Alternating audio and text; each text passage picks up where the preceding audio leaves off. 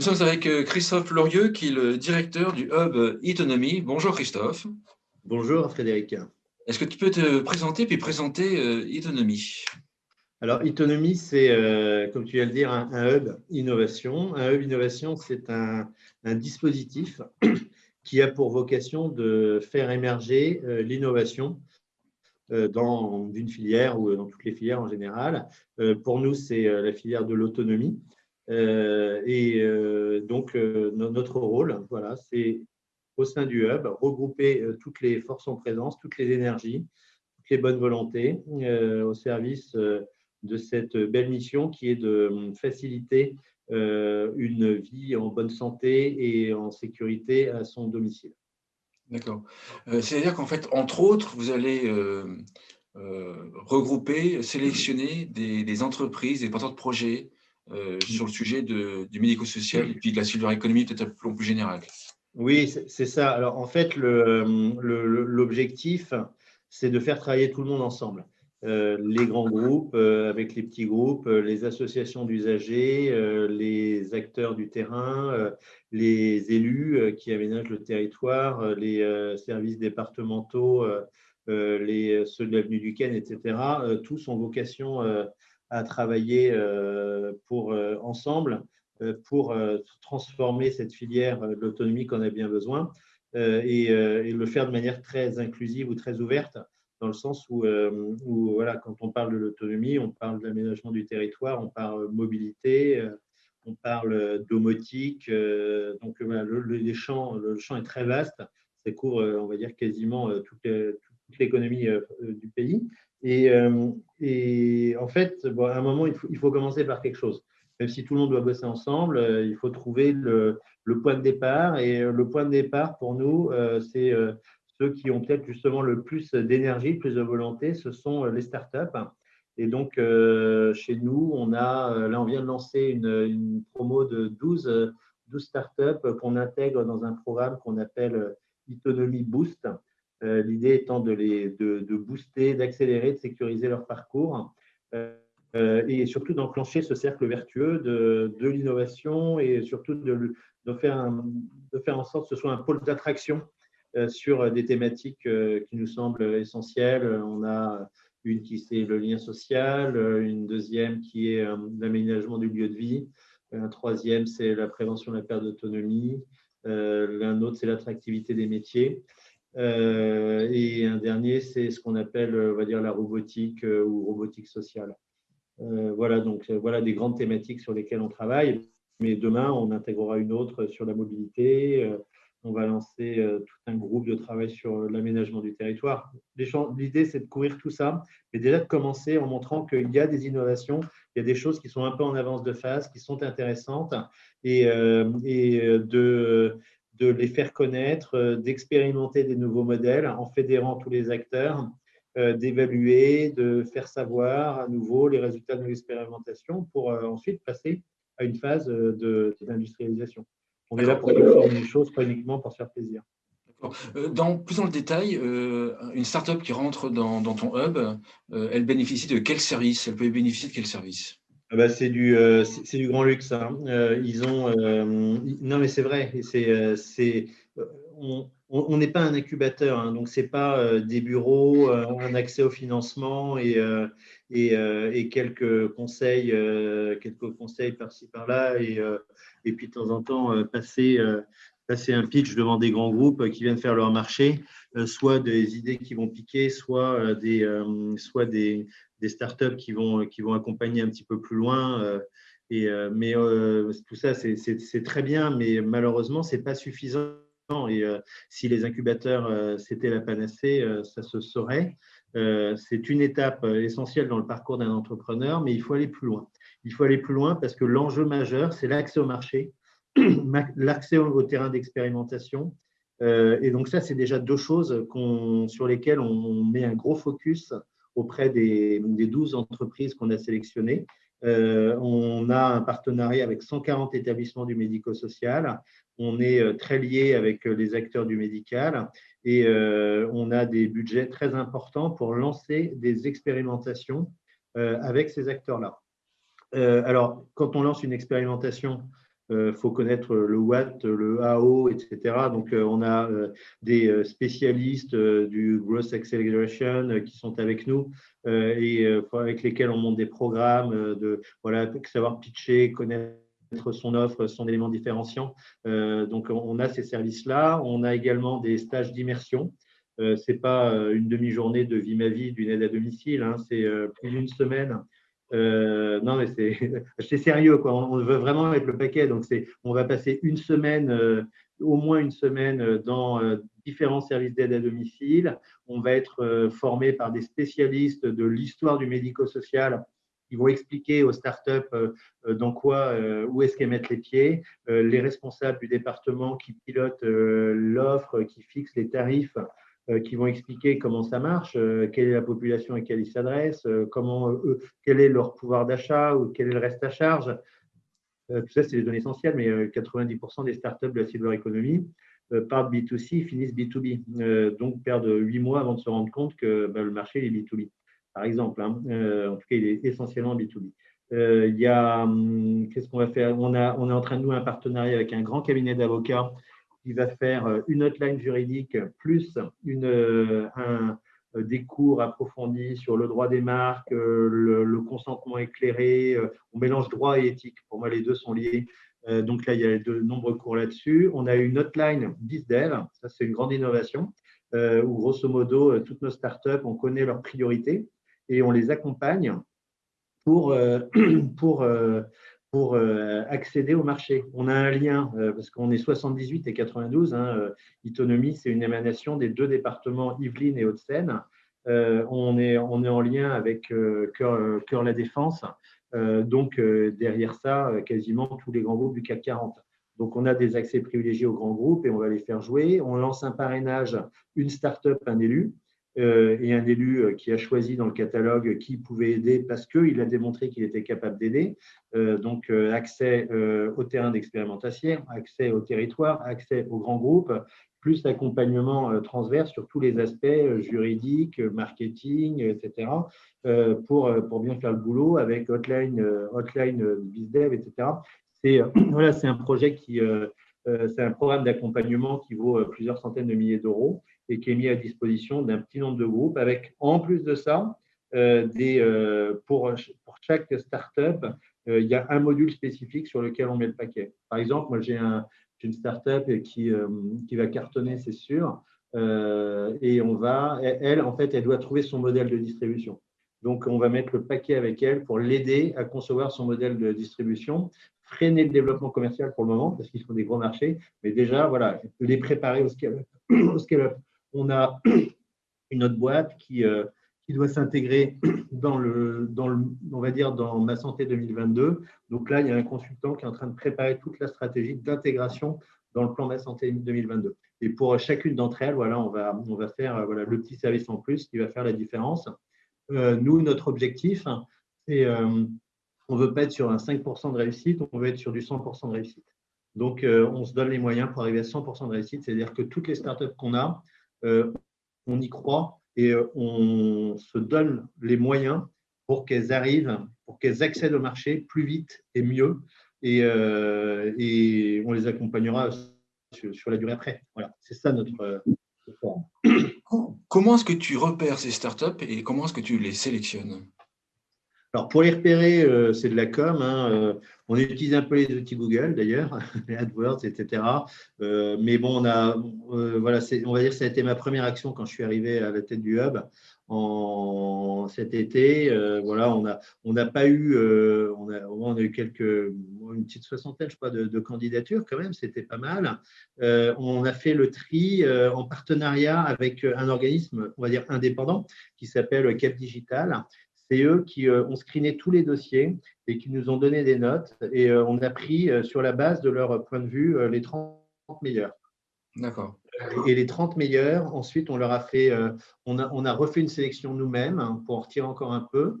Et ensuite, on a fait une audition avec un parterre d'élus, d'experts, de nous-mêmes aussi, et quelques voilà, des experts, des consultants, des élus et tout, assez représentatifs des différentes tendances, quoi. Des gens qui screenaient les boîtes sous l'angle est-ce qu'il est bon en marketing, est-ce qu'il connaît bien son écosystème, est-ce que son produit répond à des besoins réels du terrain, etc.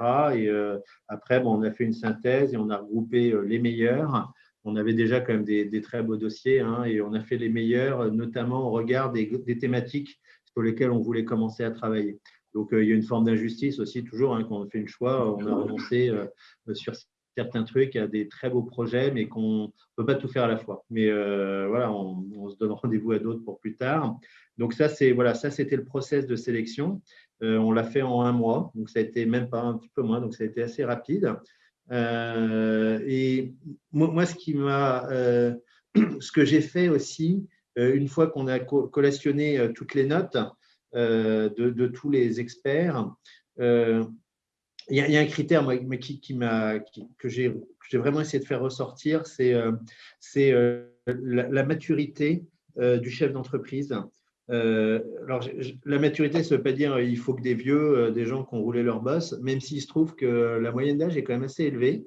Mais bon, je pense que c'est aussi une des caractéristiques du monde de la silver economy. Voilà, c'est tellement complexe que voilà, il y a pas assez de jeunes. Mais bon, on a aussi d'autres programmes pour les jeunes, hein, pour justement leur donner envie d'aller là-dedans et les aider.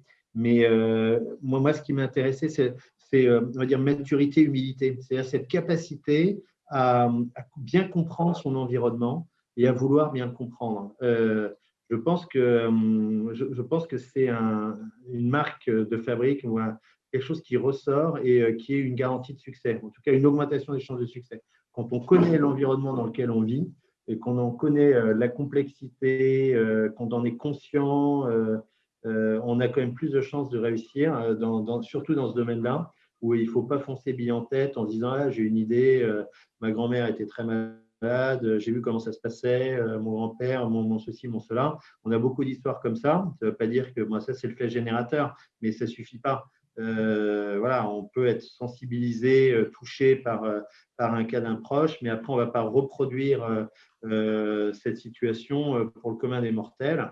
Les 8 millions de personnes assez fragiles, vieillissantes, dont on doit s'occuper en France au quotidien, ou malades, etc., sont des personnes qui n'ont pas, qui sont prises en charge par des gens qui n'ont aucun lien affectif avec elles. Donc déjà, ça change fondamentalement les choses.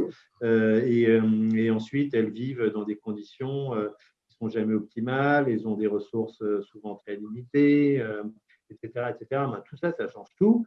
Et on ne peut pas reproduire voilà, comment je me suis occupé de ma grand-mère que j'adorais et dont j'habitais à 500 mètres de chez elle avec Madame Michu qui habite je ne sais où et qui connaît personne et qui est pris en charge par les services de solidarité du département. Donc voilà, cette différence fait que il faut vraiment s'intéresser et comprendre l'écosystème dans lequel on souhaite évoluer pour adapter des offres au mieux. Quand tu parles d'humilité, pour moi, c'est aussi, et moi, c'est hyper important, c'est aussi être capable de se remettre en question. Enfin, il y a écouter les autres et être capable d'intégrer ce que les autres me disent et de se remettre en question. Oui, je suis d'accord avec toi. Ouais. Donc, il y a cela. Comment est-ce qu'un porteur de projet doit faire pour présenter un bon projet? Alors ça, c'est le deuxième truc. Moi, c'est un truc qui m'hallucine. Tout le monde connaît le truc problème, vision, problème, solution, valeur ajoutée. Tu vois, les questions traditionnelles qu'on pose à des porteurs de projets et qui sont censés savoir y répondre. Mais moi, je suis à chaque fois hyper surpris de voir à quel point les porteurs de projets ont une difficulté majeure à répondre à ces questions-là. Alors, c'est du travail, hein, mais on ne peut pas se lancer tant qu'on n'est pas hyper clair sur sa vision. C'est quoi sa vision? Pourquoi je suis là, quoi? Je Je suis là parce que voilà, tout le monde doit vivre à domicile. Bon, voilà, ça, c'est une belle vision. Je suis là parce que tout le monde doit pouvoir utiliser une tablette pour parler avec ses proches. Je ne sais pas, quand je regarde, tout le monde doit pouvoir vivre dignement. Je regarde, j'ai sur mon tableau derrière quelques noms de startups qui avaient certains des messages clairs. Voilà, le domicile doit être sécurisé. Donc ça, c'est très simple, mais il faut quand même partir de là. C'est quoi ma vision? Et puis après, par rapport à ça, j'ai une solution. Et ma solution, c'est voilà, un domicile sécurisé. Ben moi, j'ai monté une montre interactive qui n'attend pas que je chute pour me dire que je risque de tomber. J'ai mis en place un système pour que les couches soient adaptées aux personnes qui souffrent d'incontinence. Voilà, c'est des trucs. Et OK, on veut vivre dignement. Moi, j'adresse ça par le sujet de la couche. Ensuite, comment je le fais, à qui je m'adresse, à qui je le vends. Alors, souvent, les gens disent je vais le vendre à tout le monde. Alors, moi, j'ai des boîtes qui disent je vais vendre aux départements, aux grands groupes, aux EHPAD, aux SAD et puis également aux bénéficiaires. Et puis, je ne sais pas quoi en plus. Non, ce n'est pas un modèle économique. C'est plein de modèles économiques qui se télescopent, qui se contredisent, qui créent des tensions et qui font qu'on perd de l'énergie parce qu'on ne sait pas qui est son client. En fait, et connaître son client, c'est quelque chose d'essentiel. Tout ça, il faut y passer du temps et on ne part pas dans la nature tant qu'on n'a pas une réponse à ça. En plus, dans bien des cas, les réponses vont changer et vont évoluer. Donc, c'est un cercle infernal. Mais nous, moi, je m'étais dit, on va prendre que les boîtes qui ont des réponses hyper claires sur toutes ces questions. Et en fait, ce n'est pas possible parce que des boîtes qui ont des réponses claires à ces questions-là, il y en a très, très peu. Et donc, notre objectif, c'est de faire en sorte que très rapidement, elles aient la connaissance de l'écosystème, le niveau de maturité par tout ce qu'on va leur apporter pour répondre très précisément à ces questions-là. Et une fois qu'on est aligné avec soi-même, là, on peut commencer à battre la campagne, à prendre la parole en public, à fédérer des énergies autour de soi, à recruter. Tout ça, c'est hyper important, mais c'est essentiel. Si en plus on est clair, la presse s'y intéresse, elle va communiquer. Voilà, moi, ce que je dis, c'est on doit pouvoir, en une phrase, expliquer ce que fait quelqu'un. Et je vais rajouter un petit truc, mais c'est une petite anecdote, mais pour moi, elle est fondamentale. Quand moi, j'écris une note qui, je sais, va tomber sur le bureau d'un ministre ou de ses équipes ou d'un président de département ou une personne importante, en fonction du niveau d'importance de la personne, je le fais lire à mes enfants. J'ai 12 ans et j'ai 10 ans. Quand c'est une personne, on va dire intermédiaire, c'est ma fille de 12 ans qui lit. Si elle n'a pas compris, je recommence. Et quand c'est encore plus important, c'est mon fils, qui est plus jeune. Donc, et s'il n'a pas compris, je recommence. Mais on doit normalement, quoi qu'on fasse, un enfant de 10 ans doit être capable de comprendre et de répéter. Ça, c'est un super exercice. Pour ceux qui ont des enfants, faites cet exercice et vous verrez. Et même parfois, moi c'est des c'est papa, ça veut dire quoi ce mot-là? En général, quand il me pose la question, c'est que je n'ai pas utilisé le bon mot parce qu'il ne s'inclut pas dans un discours cohérent. C'est tous ces petits trucs-là. Il faut être simple et clair et concis. Et c'est beaucoup de travail, mais c'est ça l'excellence. Et c'est ça ce qui va faire qu'on va peut-être doubler les autres. Oui, puis surtout parce que moi je fais pareil. Alors quand je suis en procès, je fais pareil pour les conclusions en fait. Quand l'avocat fait les conclusions que moi je les relis, je les fais lire à des enfants en fait, à peu près de 10 ans. Oui, d'accord. Alors sauf si ce sujet est un peu trop. Voilà, si c'est un viol ou un meurtre. Mais ce que je veux, c'est qu'effectivement, je veux qu'en fait la personne qui va lire, donc dans ce cas-là, c'est le juge pour moi, que ce soit fluide, en fait, que son cerveau fasse zéro effort pour comprendre. Voilà, exactement. Et on a, que ce soit les financeurs ou les clients, ils sont sursollicités, ils n'ont pas de bande passante, donc il faut faire le travail à leur place. Eux, ils ne vont pas le faire. Parce que moi, les gens me disent ouais, non, mais ça, on se comprend. En fait, voilà, le mot, oui, on utilise tel mot, mais ça veut dire ça, mais tout le monde le sait, etc. Dit non, toi, tu le sais, dans votre équipe, vous le savez, mais les gens ne le savent pas. Et donc, ils ne vous comprennent pas. Et donc, ce n'est même pas la peine d'aller les voir, essayer de vendre des trucs à des gens qui ne vous comprennent pas. Peut-être qu'ils vont vous apprécier, qu'ils vont vous trouver sympa, mais vous allez leur faire perdre du temps et vous aussi, vous allez perdre du temps. Voilà. Mais surtout dans les pitchs, j'imagine, quand tu reçois dans les pitchs et que tu passes la première minute déjà à pas comprendre ce que la personne dit, tu as cramé tes 3 minutes de pitch. Hein. En Bah plus, oui, en voilà. plus, Ouais. tu mets les gens en colère. Certains sont en colère parce qu'ils ne comprennent pas ce que tu dis.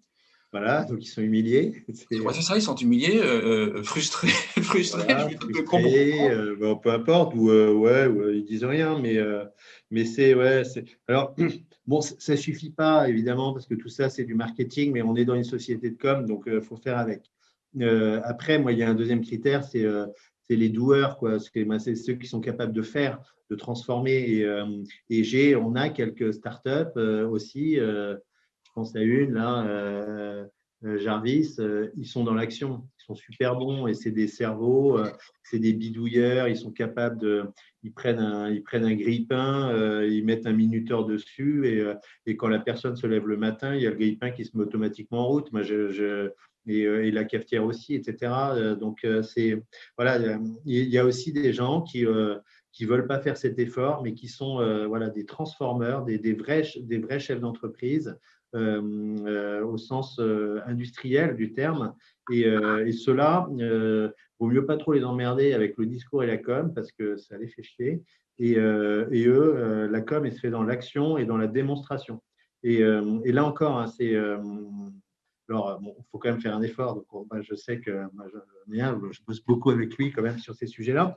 Mais j'ai compris que voilà, il faut surtout mettre en valeur ce qu'il fait.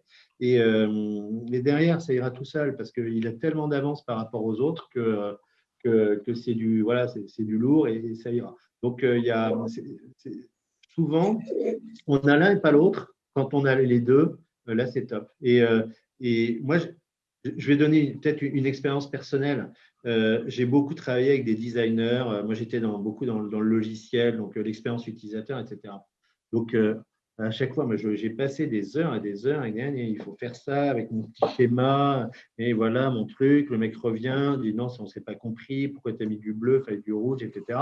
On y passe des heures et des heures. Et avant d'avoir un MVP, il va s'écouler un mois. Aujourd'hui, on a des outils. On passe 6 heures sur des tutos sur YouTube et on est capable soi-même de faire une animation, de créer son expérience utilisateur, voilà, de créer ses masques d'écran, de faire des scénarios, de les faire jouer. Et ça, aujourd'hui, mais moi, quand j'ai découvert ça, c'était il n'y a pas longtemps, j'ai eu honte de moi, de dire le temps que j'ai fait perdre à des gens et que j'ai perdu moi-même pour exprimer mon besoin. Mon besoin, c'est à moi de l'exprimer. J'y passe 3-4 nuits et 2 journées, et puis j'ai mon MVP. Ça vaut 20 000 euros. Eh ben, je l'ai fait moi-même. Donc, j'ai économisé 20 000 balles et j'ai gagné un mois. Donc, et je pense qu'on le regarde aussi sur la FAB, on est en train de nouer des partenariats avec des boîtes qui transforment l'acier, qui transforment le plastique, etc. On doit être en mesure quand on est chef d'entreprise, de faire pour ensuite demander aux autres d'améliorer. Mais passer de l'idée au produit, c'est aussi une marge considérable, alors qu'en fait, ce n'est pas compliqué. Il faut juste avoir la volonté, la confiance et surtout la certitude qu'on est capable de le faire soi-même. Et ça, je veux pas l'insuffler, mais démontrer aux startups qui sont un peu early stage chez nous qu'elles sont capables de le faire. D'accord. Est-ce que pour toi, les startups et les projets qui gagnent des prix, il y a plein de prix dans tous les sens, qui gagnent des prix ou qui font de la com, des communiqués de presse, est-ce que ça, pour toi, c'est… est-ce que tu en tiens compte? Est-ce que tu trouves ça très bien? Tiens, il y a une entreprise à gagner tel prix. Est-ce que ça te fait dans ta tête une entreprise un plus pour l'étudier ou pas? Pas vraiment. Non. Écoute, moi j'ai été beaucoup de l'autre côté de la barrière, hein. J'ai un peu couru après les prix. Ça m'a beaucoup aidé à lever des fonds. Et donc, ça fait partie, on va dire, du parcours d'incubation traditionnel. Mais ça ne suffit pas à soi-même. Et on dit souvent hein, qu'il y a les innovations dont la presse parle, et puis il y a celles qui transforment le monde, et ce n'est pas souvent les mêmes. Donc moi je le voyais encore ce matin. J'ai reçu un mail sur un prix, le meilleur ceci, moi je ne sais plus. Je n'ai pas regardé les gagnants. c'est pas gagnant, peut-être que j'ai tort, mais moi j'aime bien me faire mon opinion moi-même. On a nos spécificités chez Autonomie, voilà, donc les gens que ça intéresse et qui veulent se focaliser sur l'accès au marché, ils viennent nous voir, mais on ne va pas chercher les boîtes en leur disant ah, ben, venez chez nous, ce sera mieux qu'ailleurs, etc. On n'a pas cette prétention. Nous, on apporte une vision de ce que c'est que l'entrepreneuriat. Ceux qui veulent rentrer dans la danse sont les bienvenus parce qu'ils ont envie.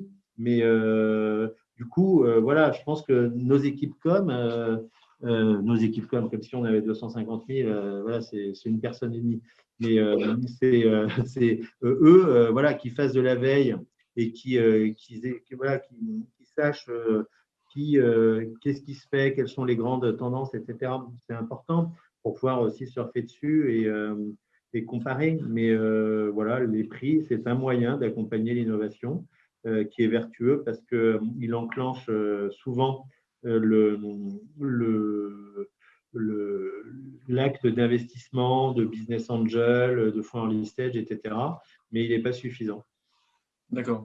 Les startups que vous accueillez, enfin, elles sont à quel niveau? En fait, si moi j'ai juste une idée qui est très claire dans ma tête, j'ai quand même des chances d'être accepté dans votre hub, ou est-ce que j'ai déjà fait des études et que j'ai déjà des billes en fait Nous, on accueille tout le monde. Hein. Moi, ce que je disais, alors là, on a le Autonomy Boost, c'est un programme pour des boîtes qui sont pas encore en scale-up, mais qui ont déjà, voilà, ils ont déjà un produit. Il y en a quand même une, c'est juste l'idée.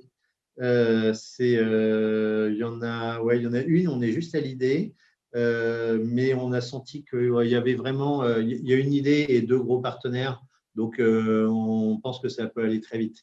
Mais on a en parallèle de ça d'autres programmes. On a un bus de l'innovation qu'on est en train de monter pour aller au plus près des innovateurs et même des bénéficiaires du RSA, etc., des gens qui n'ont pas la chance d'avoir même ne serait-ce que 2 000 € de côté pour se dire j'arrête pendant 15 jours de travailler pour pouvoir monter mon programme. Donc, ces gens-là, on va aller les chercher chez eux en leur disant vous êtes pas pire, pas mieux non plus que les autres. Et en tout cas, on compte aussi sur vous pour transformer la filière.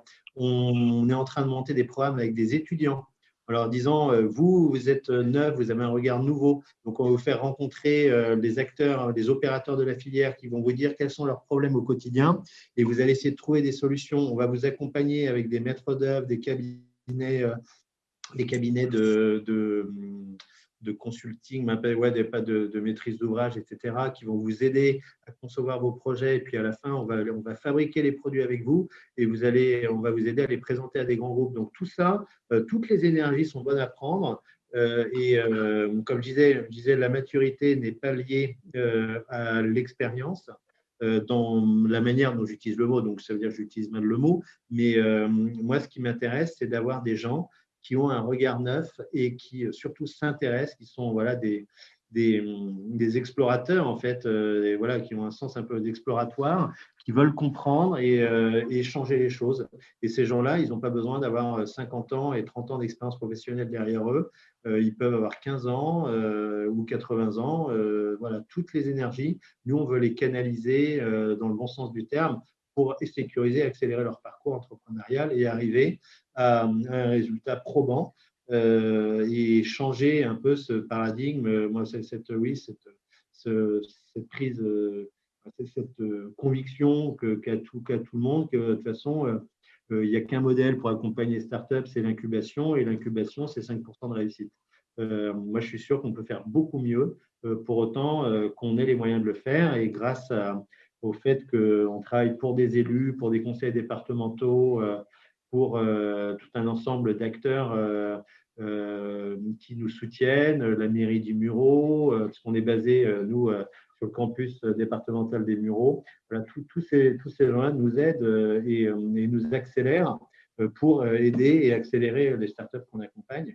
Mais voilà, n'importe qui a sa chance et voilà, ceux qui veulent venir chez nous seront très bien reçus. En plus, on a encore un peu de temps. Super, merci. Merci Christophe. Christophe Loriot, je rappelle que tu es directeur du Hub e-Autonomie. Merci beaucoup. Merci Frédéric.